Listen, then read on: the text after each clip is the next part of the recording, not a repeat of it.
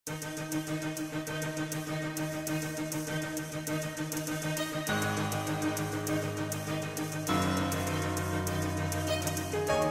tokratni prvi obravnavi v tožbi, ki jo je Vseslovensko združenje malih delničarjev vložilo zoper skupščino, ponovljeno skupščino Pivovarne Laško v mesecu avgustu, je bil danes podan predlog, da se zadrži odločanje oziroma obravnava do pravnomočnega sklepa sodbe oziroma odločitve v primeru majske skupščine, tako imenovane stopnične skupščine Pivovarne Laško.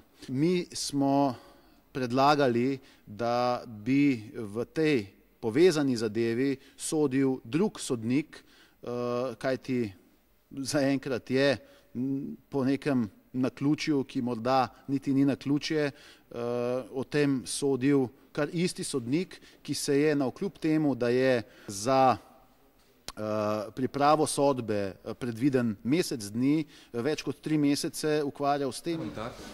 Ne, brez komentarja. Ne. Hkrati pa smo v tem času dobili tudi sodbo Višjega sodišča v registrskem primeru vpisa 2 na majski skupščini izvoljenih nadzornikov z nasprotnim predlogom Vseslovenskega združenja malih delničarjev, ki pravzaprav pritrjuje temu, da bi naj bilo tisto, kar je zgolj deklaratornega značaja, tudi strojeno strani registrskega sodišča, torej konstitutivna izvolitev na sami skupščini, kar pomeni, da vse do morebitnega pravnomočnega sklepa o ničnosti majske skupščine, seveda sklepi te skupščine veljajo, tako kot v nešteto drugih primerih, in temu primerno tudi 2 na predlog Vseslovenskega združenja malih delničarjev izvoljena nadzornika soglasno na majski skupščini. Ne, brez komentarja.